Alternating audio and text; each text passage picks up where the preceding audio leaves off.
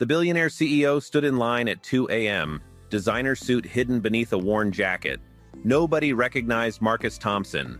Not the exhausted cashier struggling with her register, not the security camera with its broken red light, not even the night manager counting money in the office. He'd come to his flagship Atlanta store unannounced for a reason, but nothing could have prepared him for what he saw next. The cashier's left arm hung in a makeshift sling-torn fabric from a Thompson's Fresh Market's promotional shirt. Every movement brought a wince she couldn't quite hide. Beneath her register, barely concealed by a napkin, sat a half-eaten sandwich. "Sir, I can ring you up at Register 1. This drawer's been acting up for weeks." Her name tag read Sarah Chen. The fluorescent light above them flickered across her exhausted face. As she reached for his change with her good arm, her sleeve rode up. Bruises. The schedule card in her pocket showed yesterday's closing shift, today's opening. 6 hours between. Something was terribly wrong. 3 weeks ago, corporate had received perfect reports about this location. Regional manager Derek Walsh had just nominated it for another award. But the injured woman forcing a smile through obvious pain told a different story entirely. As he left, one question burned through Marcus's mind. If this was happening in his own store, what else had they been hiding? Marcus Thompson hadn't visited this flagship Atlanta store in 3 months. Now, walking through the aisles after his unsettling encounter with Sarah, he saw his father's legacy through different eyes. The Best Workplace in Retail award hung crooked near the entrance, its golden frame catching the harsh fluorescent glare. Below it, a mission statement. Thompson's Fresh Markets, where family comes first. The main floor told a different story. Cracked linoleum held together with silver duct tape created trip hazards every few feet.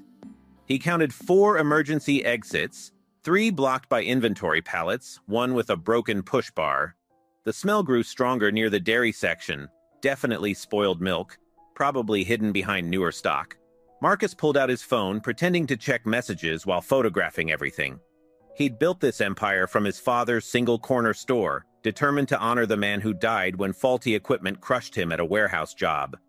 "Take care of your people. They'll take care of business," his father used to say. 47 stores later, Thompson's Fresh Markets employed over 6,000 people. But anonymous reports had been surfacing complaints about this location specifically. Marcus had dismissed them. After all, Regional Manager Derek Walsh's reports showed perfect safety scores, minimal turnover, strong productivity. The employee break room made Marcus's stomach turn. 1 plastic chair for a staff of 127. A refrigerator with an out-of-order sign dated 2 months ago. The time clock showed impossible patterns. Employees clocking out at 11 p.m., back in at 5 a.m. Some shifts ran 14 hours straight. The schedule board was a mess of corrections in different colored pens, arrows pointing to switched shifts, names crossed out and rewritten. Near the loading dock, Marcus found what he'd dreaded, an unofficial injury log, hidden behind the official one. Dates, names, incidents, none matching Derek's reports. Sarah Chen's name appeared 3 times in 2 months. Cut hand on broken shelf. Back strain from lifting. Shoulder injury, fell carrying boxes up broken stairs. The latest entry was blank except for today's date. "You lost, sir?" A janitor appeared in the doorway, mop bucket squeaking on one broken wheel. His name tag read Jimmy, and his eyes held the wariness of someone who'd seen too much. "Just looking for the bathroom," Marcus lied. Jimmy studied him for a long moment. Corporate types usually visit during the day, when things look prettier. He pushed his bucket past, muttering, "Bathroom's that way." "Watch the wet floor, we can't afford the signs." Marcus's phone buzzed, another anonymous complaint, this time with a photo, an employee working with their arm in a sling. Sarah. The message read, "She can't afford to miss work. None of us can. Please help." Saturday morning rush hit Thompson's Fresh Markets like a wave. Every register had lines 6 deep, shopping carts overflowing with weekend groceries. Sarah Chen worked Register 3, her makeshift sling already soaked with sweat from the effort of scanning and bagging one-handed. The security camera above her station dangled uselessly, an out-of-order sign taped across its lens. "Sarah, need you to help unload the dairy truck," Derek Walsh called out, his voice cutting through the scanner beeps and customer chatter. The regional manager stood near the office, designer shoes gleaming against the cracked floor. "Team effort today." "I'm on register," Sarah replied, gesturing at her growing line. "And my arm—" "Everyone pitches in. That's the Thompsons' way." Derek's smile was sharp as broken glass. "Unless you need to go home." "Permanently?" Marcus watched from the pharmacy line, baseball cap pulled low. He'd returned to observe the Saturday rush after yesterday's discoveries. What he witnessed next would haunt him forever. Sarah abandoned her register, mumbling apologies to frustrated customers. In the stockroom, she struggled with a 60-pound milk crate, trying to balance it against her hip. The grinding sound when she lifted bone against bone made nearby employees flinch. Jimmy, the janitor, reached to help, but Derek waved him off. "She's got it!" "Strong girl, our Sarah." The crate slipped. Sarah's scream pierced the morning bustle as she crumpled to the floor, clutching her shoulder. Milk cartons burst across the linoleum like white blood. Customers rushed to look. Employees froze, torn between helping and keeping their jobs. Derek stepped over the spreading milk puddle, pulled out his phone, and started recording. "Employee accident, 9:47 a.m. Sarah Chen dropped merchandise, approximately $200 in damages." He turned to the gathering crowd. "Show's over, folks. We'll get this cleaned up. Someone call maintenance." "Call an ambulance!" a customer shouted. "She's hurt." "She's fine." Derek pocketed his phone and grabbed the cash drawer from Sarah's abandoned register, counting bills while she writhed on the floor. "Just being dramatic. Back to your registers, everyone. Jimmy, get this mess mopped up." That's when Sarah did something that changed everything. Despite the agony painted across her face, she pushed herself up with her good arm. Her voice, though shaky with pain, rang clear. "No, I'm filing a report. This happened at work, lifting your boxes because the hand truck's been broken for months. I'm not leaving until someone documents this." She pulled out her phone with trembling fingers, started recording. "March 15th, 9:48 a.m. I'm Sarah Chen, employee number 4471. I just re-injured my shoulder lifting dairy crates under direct orders from regional manager Derek Walsh, despite informing him of my existing injury." Derek's face went from red to purple. "You're in violation of company policy. No recording on premises." "What about customer safety?" An elderly woman stepped forward, her own phone raised. "I'm recording too. This young lady needs medical attention, not threats." More phones appeared. Customers and employees, recording Derek as he stood over Sarah, cash drawer still in his hands. The contrast was damning, counting money while an injured employee lay and spilled milk. "Everyone recording will be banned from this store," Derek announced. "Employees participating will be terminated." "Try it." Jimmy dropped his mop, crossed his arms. "Fire all of us. See how you run this place." Other employees nodded, stepping closer to Sarah, forming a protective circle. Marcus had seen enough. He slipped out during the chaos, hands shaking with rage. In his car, he made 2 calls, first to his lawyer, then to his head of operations. "Clear my schedule for the next 3 weeks. I'm going undercover." Marcus Thompson sat in his home office at midnight. Transformation materials spread across his mahogany desk. 43 years of executive life hadn't prepared him for this. The janitor uniform from Goodwill smelled like industrial bleach and someone else's sweat. A name tag maker hummed beside him, printing Mike in standard Thompson's Fresh Markets font. "You sure about this?" Patricia Williams, his chief legal officer, studied the surveillance photos from his phone. "We could handle this officially. Full investigation, immediate suspensions. They'll cover it up." Marcus tested the weight of a mop handle, remembering his father's calloused hands. "Derek's been sending perfect reports for 2 years. Either corporate oversight failed, or someone's helping him hide things. I need to know how deep this goes." He'd already traced the rot's outline. Sarah's workers' comp claim denied. Listed reason: injury occurred outside work parameters. 3 other claims, similarly rejected, all signed by Derek Walsh, all rubber-stamped by someone in corporate HR. The anonymous complaints never reached Marcus's desk, filtered out at regional level. The system he'd built to protect workers had become their trap. Patricia helped him practice his cover story. Mike Johnson, 61, recently divorced, needed work to pay medical bills. References from a defunct cleaning company, she'd make them check out if anyone called. Social security number that would pass basic verification but trigger a flag in her office if anyone dug deeper. 3 weeks max, she warned. Then we pull you out. Marcus studied videos of janitors on YouTube, learning the efficient movements, the proper way to wring a mop. He practiced slouching, keeping his eyes down, making himself invisible. Amazing how different you looked when you changed your posture, your purpose. The designer watches went into the safe. His manicured nails got clipped short, dirt rubbed beneath them. The hardest part was the shoes. His feet, accustomed to Italian leather, screamed in protest at the Walmart work boots. But his father had worn boots like these, had limped home every night until the day he didn't come home at all. Marcus laced them tight. Thompson's Fresh Markets ran 3 shifts. Day shift was too visible, too many customers who might recognize him despite the changes. Night shift was skeleton crew perfect for staying under radar. He'd applied online, using Patricia's secured laptop. The hiring manager hadn't even called, just sent an email. Start Tuesday, 10 p.m. Bring your own gloves. Monday night, Marcus drove past the store in his old pickup truck, bought specifically for this purpose. Derek's Lexus sat in the prime spot despite the store being closed. Lights burned in the upper office.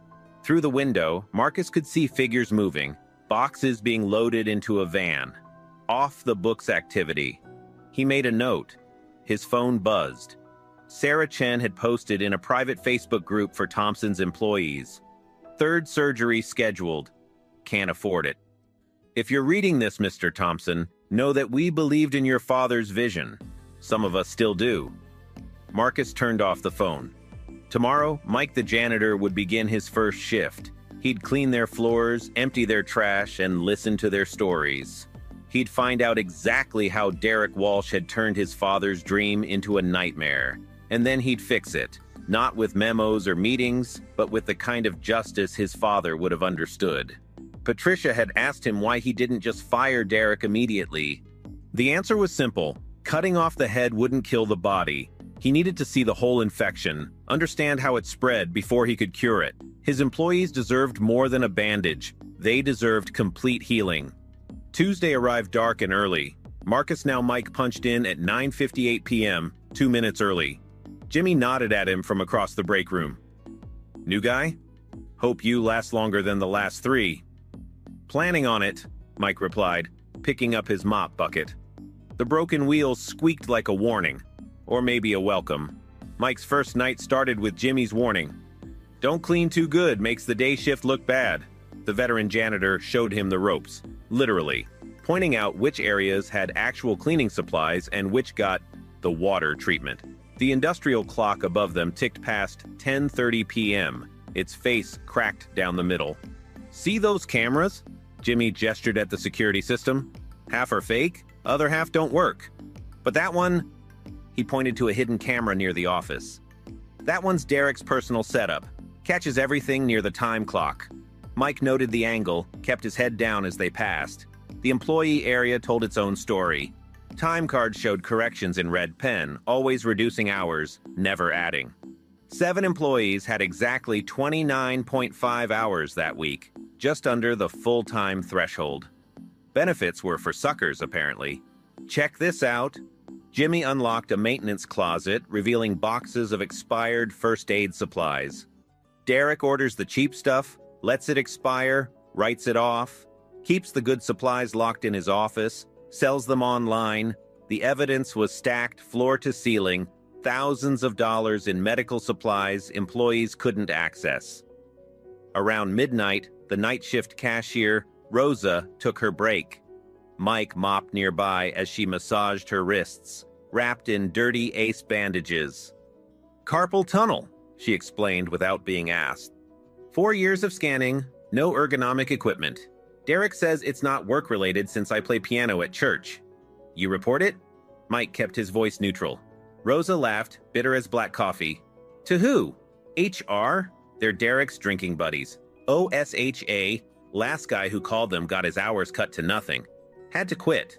She pulled out a notebook, showing pages of documented incidents, photos of injuries, dated and detailed. We keep our own records now, 27 of us. By 2 a.m., Mike had seen enough to turn his stomach. The loading dock crew worked without safety equipment, hauling freight that required 2 people by themselves. The freezer door wouldn't stay closed. Employees had to prop it with a broken pallet, risking getting locked inside. The chemical storage violated every OSHA rule he knew. Bleach stored next to ammonia, no ventilation. Why stay? Mike asked Tommy, a kid maybe 19, struggling with boxes marked Team Lift by himself. Mom's diabetic. Need the insurance? Tommy showed him a pay stub, deductions he'd never seen before. Uniform cleaning fee, they wash their own. Equipment rental, for using the hand truck. Training cost recovery, for a food safety video from 1987. His take-home for 40 hours was $247. The revelation came at 4 a.m. Jimmy trusted Mike enough now to show him the real secret. Behind the dumpster, hidden in a waterproof box, sat Derek's special files. Copies of emails printed and saved. Bonus structures showing kickbacks for keeping labor costs down. Injury reports suppressed. Workers' comp claims denied. The smoking gun showed Derek getting $1,000 for every claim rejected, $500 for every full-time employee converted to part-time. He's got a partner upstairs, Jimmy explained. Someone in corporate who makes the complaints disappear, splits the bonuses. We figure they're clearing 6 figures a year just from hurting us. Mike photographed everything, hands shaking with rage. One email thread discussed Sarah specifically. Problem employee? Too vocal about rights? Assign heavy lifting until she quits or gets hurt enough to fire for inability to perform duties? Dated 2 months ago. They'd targeted her. Dawn broke gray and miserable. Mike's feet screamed in the cheap boots. His back ached from mopping, but the physical pain was nothing compared to the fury burning in his chest. He punched out at 6 a.m., noting Derek's Lexus still in the parking lot. Through the office window, he saw the regional manager counting cash, laughing on the phone.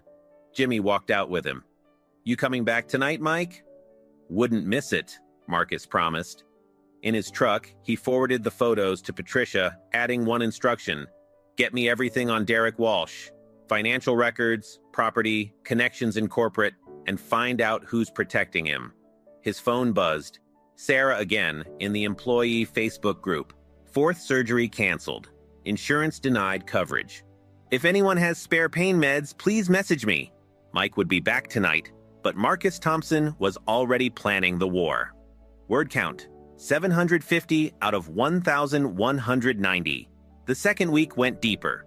Mike arrived to find the night crew buzzing with nervous energy. Someone had reported the safety violations to OSHA anonymously, of course. Derek's response was swift and vicious. Everyone's hours got cut. Overnight shift was restructured to skeleton crew.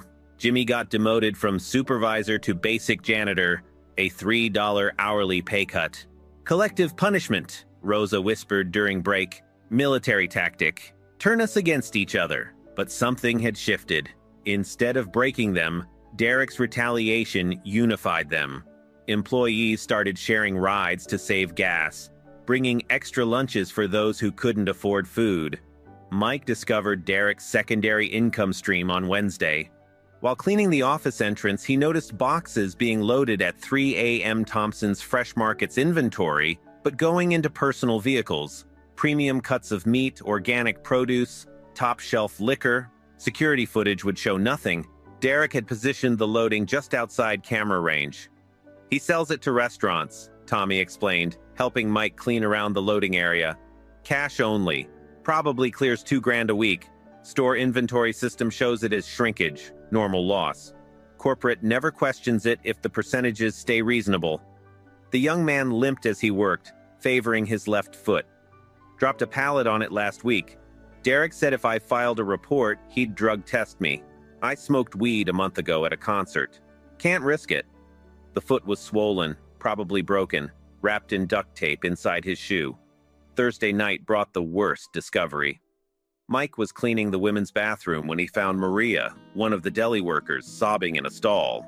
She was 7 months pregnant, bleeding lightly. Can't leave, she gasped between contractions. Need 4 more hours for overtime. Rent's due. Mike forgot his cover. We're going to the hospital. Now. Can't afford. I'll pay. He helped her to his truck, called 911 en route. At the hospital, he gave them his real credit card, covered everything. Maria's baby was fine, but she'd been dangerously close to premature labor. Dehydration, exhaustion, untreated UTI from not being allowed bathroom breaks. When he returned for Friday's shift, word had spread. Mike was different. He'd helped Maria without asking anything in return. Trust shifted. The real stories poured out. Derek's sexual harassment, carefully verbal, never witnessed. The time he made a diabetic employee work through insulin shock. The pregnant woman fired for performance issues after announcing her pregnancy. We tried organizing once, said Samuel, an older man working deli despite arthritis. Derek found out. Organizers got deported. Funny how ICE suddenly got anonymous tips about documentation issues. Rest of us got the message. Mike found more evidence in Derek's trash. Performance reviews, rewritten to justify firings. Injury reports, originals destroyed and replaced with versions blaming employees. Time cards, photographed before and after Derek's adjustments. The man kept trophies of his cruelty. Saturday night, Mike's last scheduled shift of week 2. He'd gathered enough evidence to bury Derek, but something still nagged. Who in corporate was protecting him? The answer came from an unexpected source. You're not really a janitor. Rosa cornered him during break, eyes sharp. Way you walk, way you look at things. You're investigating. Mike considered denying it, then saw the desperation in her eyes. Would it matter if I was? Depends why. She pulled out her phone, showed him a contact. My cousin works at corporate. Says there's an executive who brags about his arrangement with regional managers. Vice President of Human Resources, Nathan Hartley. The final piece. Marcus knew Nathan hired him 5 years ago, trusted him with employee welfare. The betrayal cut deep. Nathan had access to every complaint, every report. He'd built the very system meant to protect workers into their prison. Sunday morning, Mike punched out for the last time that week. In the parking lot, Jimmy waited by his truck. Whoever you really are, the old janitor said quietly, I hope you're here to help. We're dying in there. Literally. Mike looked him in the eye. Changes are coming. Soon. Keep your people safe a little longer. People are breaking, Jimmy replied. Sarah's talking about suicide. Can't work. Can't pay for surgery. Can't see a future. Whatever you're planning, do it fast. Marcus drove home in silence, the weight of responsibility crushing his chest. Tomorrow, he'd return for one final week. But tonight, he had calls to make. Legal team, board members, media contacts. The war was about to begin. Mike's final week underground started with Patricia's text. Nathan Hartley just bought a beach house.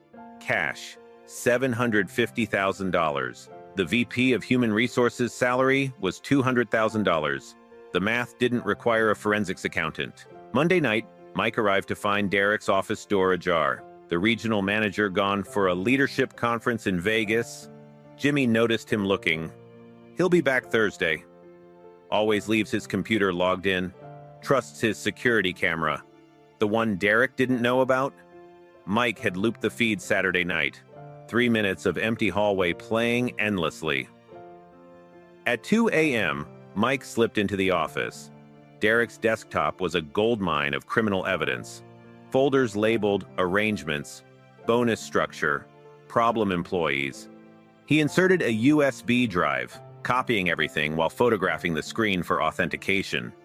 The arrangements folder revealed the conspiracy's scope emails between Derek and Nathan Hartley dating back 3 years. Quarterly split confirmed. $47,000 your share for Q, 4 labor savings and claim denials. Usual offshore account. Nathan's email included a spreadsheet. 17 regional managers participating. Estimated employee theft, $3.2 million annually. Workers' comp fraud, $1.8 million. The savings came from unpaid overtime, denied benefits, and stolen wages. Another folder contained Derek's innovation selling employee medical information to insurance companies. Workers who filed claims got flagged as high risk, their data sold to ensure they'd never get affordable coverage elsewhere. Sarah Chen's file showed $500 received for her information after the first injury. Jesus Christ, Mike whispered, finding video files. Derek had recorded employee terminations, keeping a greatest hits compilation. Workers crying, begging for their jobs, offering to work injured rather than lose insurance. He'd edited them together like a highlight reel, complete with music. The masterpiece waited in an encrypted folder labeled Insurance. Mike almost vomited reading it. Derek and Nathan had created fake employees, enrolled them in company insurance, then collected the employer contributions. Phantom workers who existed only on paper, bleeding Thompson's fresh markets of hundreds of thousands annually. The account records showed the money flowing to shell companies, then to offshore accounts.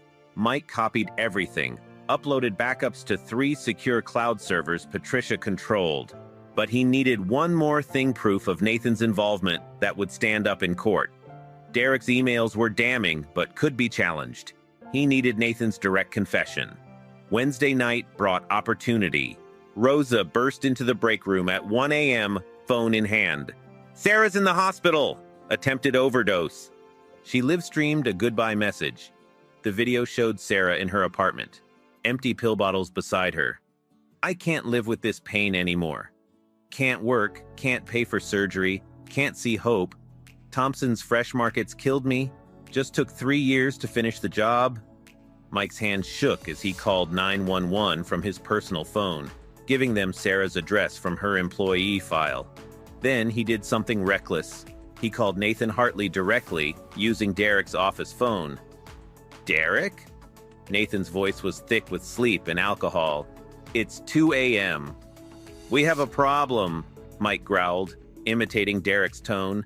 "That Chen girl tried to kill herself. Live-streamed it. Mentioned the company." "Fuck." Nathan was fully awake now. "How many saw it?" "Enough." "What's our play?" "Same as always. She's a disgruntled employee with mental health issues. We'll leak her disciplinary file, make her look unstable. I'll have PR ready a statement." "Did she mention the injury claims specifically?" "Yeah, all of it." Nathan sighed. "Maybe this is good timing. Dead employees can't sue. We deny everything. Paint her as troubled.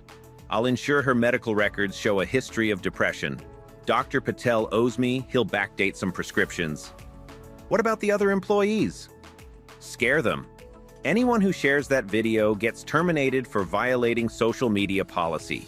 Anyone who talks to media gets sued for defamation. Remind them we know where their families work, where their kids go to school, the usual." Mike recorded every word. "And our arrangement? Stays solid. This actually helps us tragedy deflects from investigation.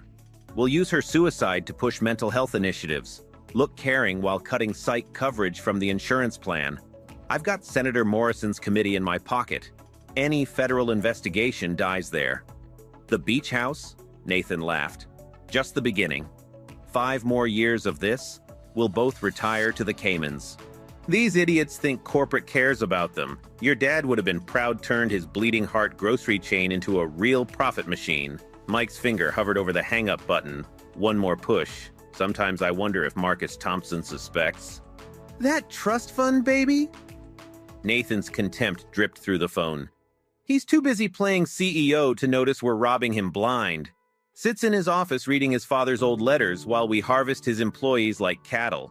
By the time he figures it out, we'll be gone, and Thompson's will be too broken to recover. Might even short the stock before we leave, make a killing on the collapse."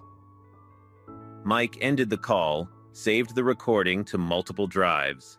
He had everything conspiracy, fraud, attempted murder through deliberate indifference, RICO violations, insider trading plans, enough to put them both away for decades.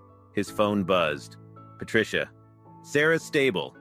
Doctors pumped her stomach in time. She's asking for you, the real you. Dawn approached as Mike walked out of Derek's office, evidence secured. In the parking lot, employees gathered around phones, watching Sarah's video, crying openly. Jimmy stood apart, staring at the sunrise. It's time, Mike told him quietly. Jimmy studied his face. You're him, the CEO. Mike nodded. Then God help them, Jimmy said, because nothing else will. Thursday morning arrived like a storm.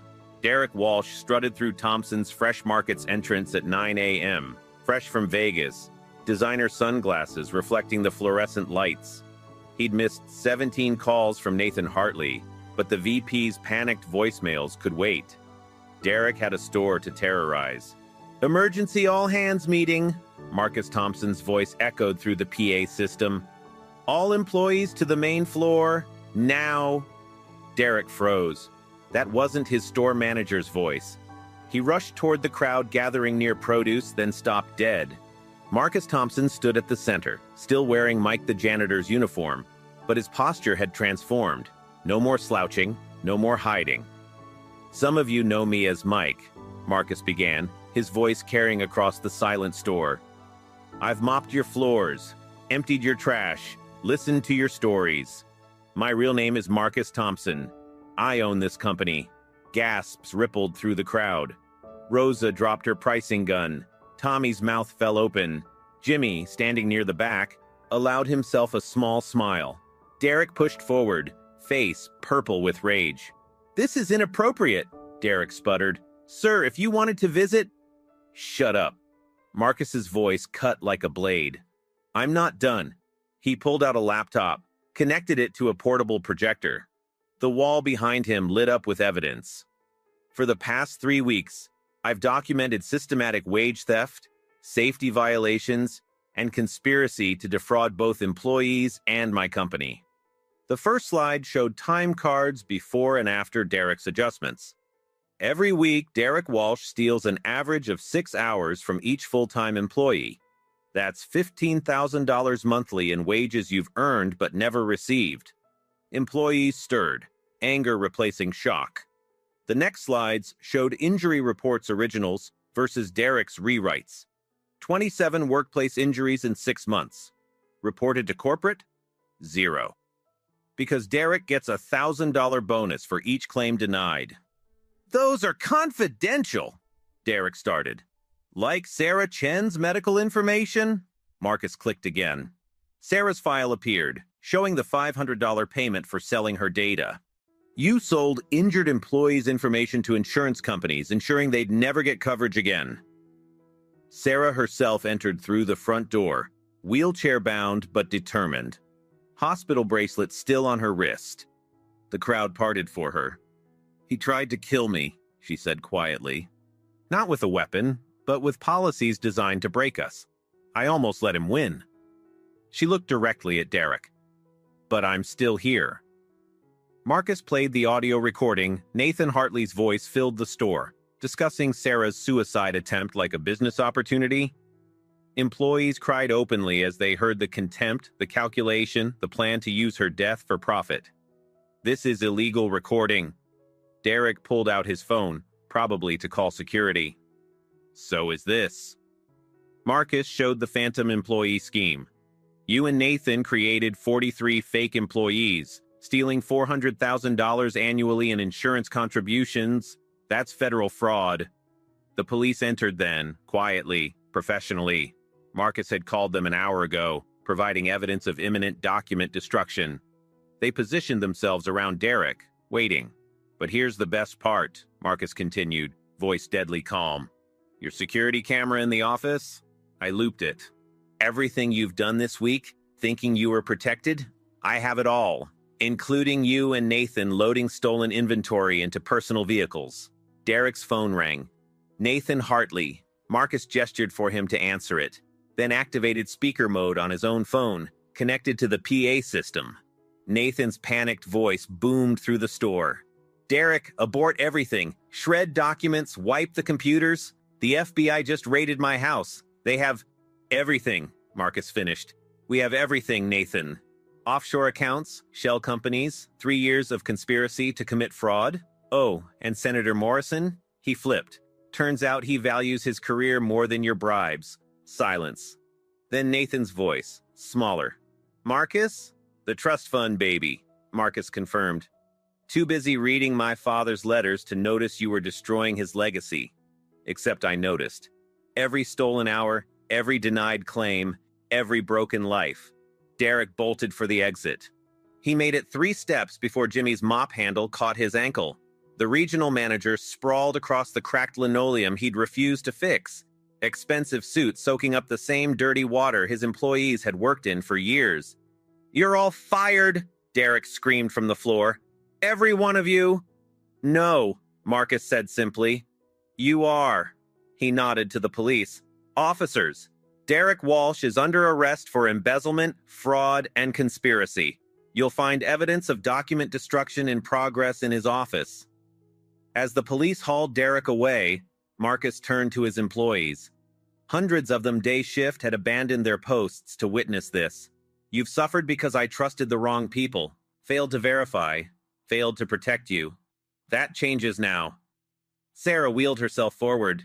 "Pretty words. We've heard them before." "You're right." Marcus pulled out his phone, dialed. "Patricia? Execute the transfers. Now." He looked back at the crowd. "Every stolen hour from the past 3 years calculated and deposited to your accounts. With interest. Check your banking apps." Phones emerged. Gasps turned to cries as employees saw deposits, thousands for some, tens of thousands for others. Jimmy stared at his screen, tears streaming. $43,000. "That's just the beginning," Marcus promised. "Full medical coverage for all injuries, retroactive. Sarah, you'll have the best surgeons in the country. Tommy, that foot gets treated today. Every safety violation fixed within 72 hours. "What's the catch?" Rosa asked, suspicious even in victory. "The catch is you help me fix this. Not just here every store. You've documented what's wrong. Now help me make it right." Marcus pulled off the janitor uniform, revealing a Thompson's Fresh Markets t-shirt underneath. "My father built this company on one principle: take care of your people." "I forgot that. You reminded me." The crowd erupted cheering, crying, embracing. 3 weeks of Mike the Janitor had taught Marcus more than 5 years in the executive suite. But this was just the first battle. The war for Thompson's Fresh Market's soul was about to begin. The transformation began immediately. Within an hour of Derek's arrest, contractors swarmed Thompson's Fresh Markets like an occupying army of change. The broken time clock was ripped from the wall, replaced with a biometric system that couldn't be manipulated. Safety equipment arrived by the truckload. The blocked emergency exits were cleared, their alarms tested for the first time in years. Marcus called an emergency board meeting from the store floor, laptop propped on a checkout counter. Effective immediately, all regional managers are suspended pending investigation. Local store employees will elect their own management councils. 50% of decisions regarding scheduling, safety, and operations now require employee approval. "You can't just," board member Harrison started. "I own 52% of shares," Marcus cut him off. "I can, and I will." Any board member who objects can tender their resignation now. Sarah, still in her wheelchair but fire in her eyes, raised her hand. "What about protection?" "Derek has friends. Nathan has connections." Marcus nodded to Patricia Williams, who'd arrived with a team of lawyers. "Federal whistleblower protection for everyone who testified. Any retaliation, we prosecute. Additionally, I'm establishing a legal fund $5 million, exclusively for employee protection and advocacy." The lawyers distributed documents. Jimmy squinted at the fine print. "This says we get voting seats on the safety committee. Real votes, not advisory. 3 employee representatives for every 1 management representative," Patricia confirmed. "And safety committee decisions override profit considerations. written into corporate bylaws, unchangeable, without 75% employee approval. Tommy limped forward, bootless foot finally in a proper medical boot. What about wages? We're still making minimum. Marcus pulled up a presentation. Minimum wage at Thompson's becomes $18 hourly, effective immediately. Full-time guarantees at 30 hours for benefits. Overtime is voluntary, paid at double rate, and profit sharing 10% of store profits distributed quarterly among floor employees. How can you afford? Someone called out. By cutting executive bonuses by 90%, Marcus replied. My salary drops from $8 million to $800,000. The difference funds employee programs. Any executive who disagrees can join Derek in the unemployment line. The crowd stirred as a familiar figure entered, Dr. Angela Martinez, Atlanta's leading orthopedic surgeon. She walked straight to Sarah. Miss Chen, I'm here to evaluate your shoulder. Mr. Thompson has arranged immediate surgery at Emory, full rehabilitation, all expenses covered including lost wages. Sarah's tough facade cracked. Tears flowed as Dr. Martinez gently examined her shoulder. This should have been treated months ago, but we can fix it. You'll have full mobility back. I can't afford. Already paid, Marcus interrupted. Not charity. Compensation for our failure to protect you. While Sarah was whisked to the hospital, Marcus unveiled the next phase. Every Thompson store gets an employee council. 5 members elected democratically. They control 25% of operational budget, have veto power over scheduling, and cannot be overruled on safety issues. You're giving us power? Rosa's suspicion hadn't faded entirely. I'm returning power you always should have had. Marcus gestured to the broken equipment around them. You knew what needed fixing. Management ignored you. Never again. The first election happened right there. Employees nominated candidates, voted by secret ballot. Jimmy won unanimously as safety representative. Rosa became scheduling coordinator. 3 others filled out the council. Their first official act? Firing the store manager who'd enabled Derek. We need to discuss his replacement, an HR representative began. Already decided, Jimmy announced. We want Maria if she'll take it. The deli worker who'd almost lost her baby gasped. You've got the respect, the knowledge, and you actually give a damn. Maria, still weak from her hospital ordeal, stood slowly. I accept, but I'll need help. That's what councils are for, Marcus said. Shared leadership, no more dictators. The changes rippled beyond the store. Marcus live-streamed the entire session on the company Facebook page. Employees from other locations flooded the comments, demanding similar reforms. By noon, walkouts began at 12 stores where Derek's co-conspirators operated. Patricia's phone buzzed constantly. The U.S. attorney wants to expand the investigation. This is bigger than Thompson's Derek and Nathan were teaching their methods to other chains. We're looking at a national retail crime syndicate. Give them everything, Marcus ordered. Full cooperation. As afternoon became evening, the store transformed. Employees worked with energy I hadn't seen in years, not from fear, but from ownership. They were fixing their workplace. The schedule board, once covered in frantic corrections, now showed fair rotations planned weeks in advance. Marcus gathered the council for one final announcement. I'm appointing a chief employee advocate reporting directly to me, salary equal to any C-suite executive, someone who understands ground-level reality. He turned to Jimmy. You interested? The old janitor's mop clattered to the floor. You're serious? Dead serious. You've been protecting these people for years without authority. Time you had some. I don't have a degree. You have something better experience and trust. Patricia will handle the corporate structure.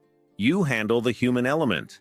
As Jimmy accepted, shaking Marcus's hand with work-worn fingers, the store erupted in celebration. But Marcus raised his hand for silence. This isn't victory. It's a beginning. We have 46 more stores to fix, thousands of employees to make whole. Derek was a symptom. We're curing the disease. Sarah returned that evening, post-surgery, drugged but smiling. Did I miss anything? Just a revolution. Rosa laughed, showing her the council badge. You're looking at the new scheduling coordinator. First decision, you're on paid leave until fully recovered. Doctor's orders override everything. Marcus stood in the entrance, watching his employees, his partners rebuild their workplace. His father would have been proud. Take care of your people. Such simple words, such powerful truth. His phone rang. Another regional manager, panicking. Mr. Thompson, I can explain. Save it for the FBI, Marcus replied, ending the call. Thompson's Fresh Markets was under new management, the employees' management, and business would never be the same. 3 months later, Thompson's Fresh Markets flagship store hummed with different energy. Sarah Chen, fully recovered, adjusted the new ergonomic scanner at Register 3, the same register where Marcus had first seen her struggle. Her employee badge now read, Safety Coordinator, and she wore it facing forward, proud. Remember when we had to hide our injuries? She asked Tommy, who was training a new cashier. His foot had healed perfectly, and he just received acceptance to community college tuition paid by Thompson's new education fund. Remember when we had to share lunch because nobody could afford food? Tommy laughed, gesturing to the break room. Through new windows, they could see employees enjoying their meal at actual tables, in comfortable chairs, with a fully stocked refrigerator humming contentedly. Jimmy, now Chief Employee Advocate James Rodriguez, walked the floor in a suit that fit his frame perfectly. He'd insisted on keeping one janitor shift weekly to stay grounded. Young employees who once feared management now approached him freely with concerns, knowing they'd be heard. Mr. Rodriguez, a new hire asked nervously, I need to adjust my schedule. My mom's chemo got moved to Tuesdays. Family first, Jimmy replied, making a note. We'll work around it. And it's just Jimmy. He'd never gotten comfortable with the formal title, but he'd transformed employee relations across all 47 stores. His first act had been establishing an emergency fund for workers facing crisis funded by executive pay cuts. In the back office, Maria managed inventory with quiet efficiency. 7 months pregnant again? This time with proper prenatal care and reasonable hours. She'd turned the store's numbers around without sacrificing worker welfare. Sales were up 18%. Not from squeezing employees, but because happy workers created happy customers. Maria, Rosa called out. Phoenix Store wants to know how you balance the schedule so well. They're still struggling. Tell them to ask their employees, Maria replied. They know what works. We just have to listen. The employee council met every Monday at 6 a.m. Paid time, of course. Today's agenda included planning the store's first Employee Appreciation Day. Not corporate mandated pizza parties, but a real celebration designed by workers, for workers. I motion we invite Marcus, Sarah proposed. Not as CEO, as Mike. Let him mop floors during the party.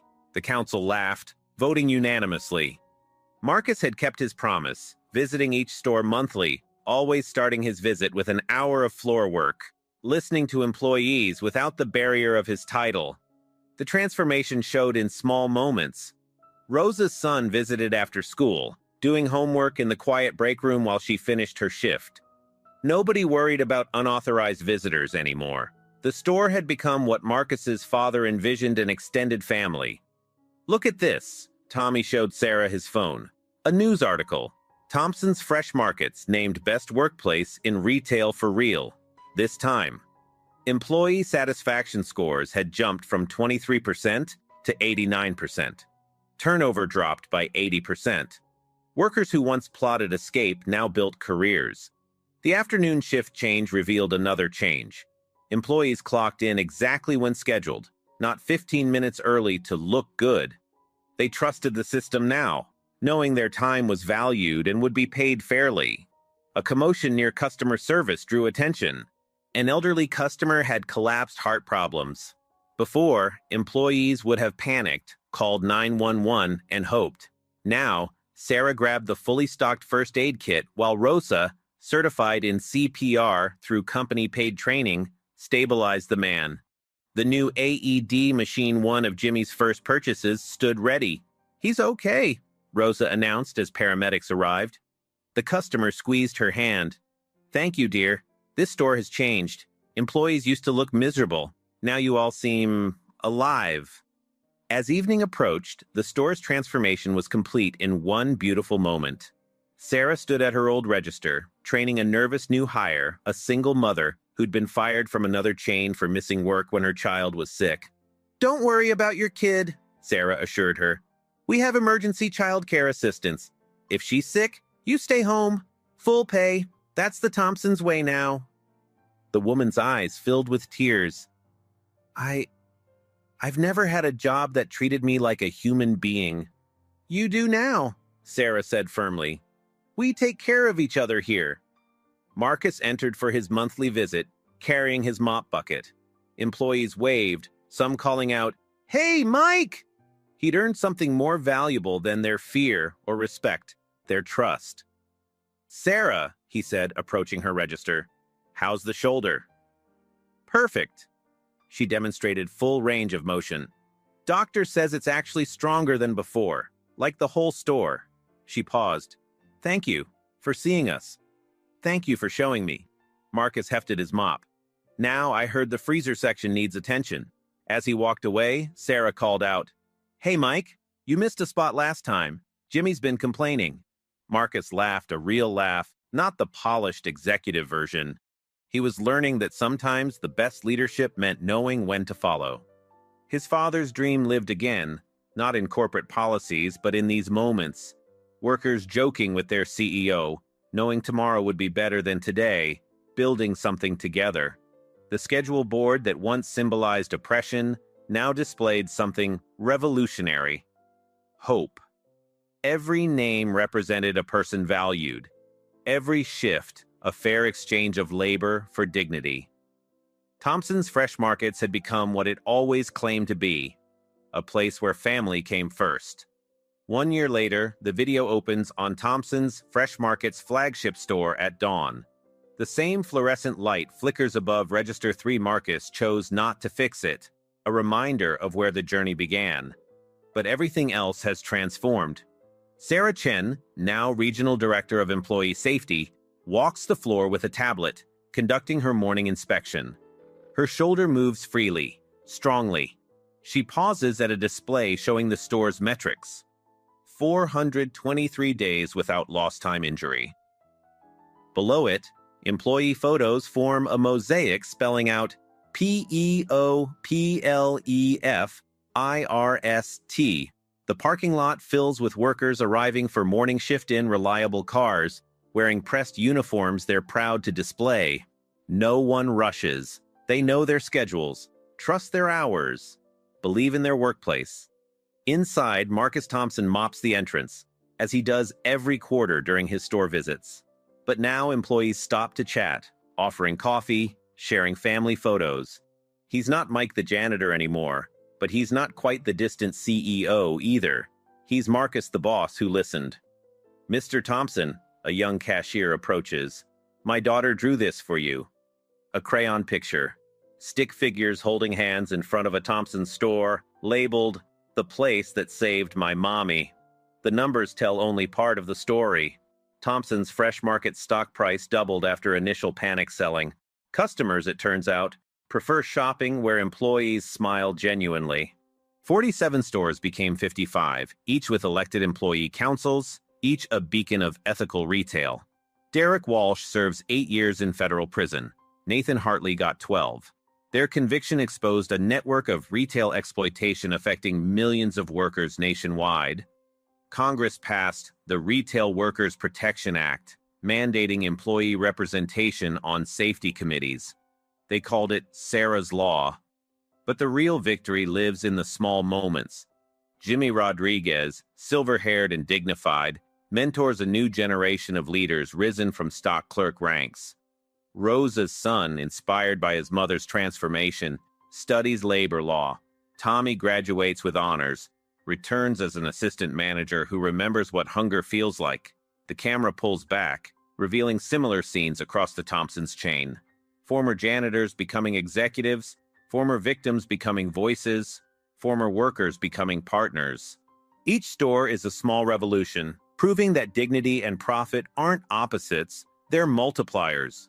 Sarah addresses a conference of retail executives, her words carrying weight earned through pain. Every workplace has someone suffering in silence. Every manager has a choice: exploit that suffering or heal it. The math is simple. Treat workers as expenses, and they'll cost you everything. Treat them as humans, and they'll build your empire. Marcus stands in his father's original store, now a training center for ethical management. His father's photo hangs on the wall, next to pictures of Sarah, Jimmy, Rosa, and dozens of others who saved Thompson's Fresh Markets by forcing it to save them.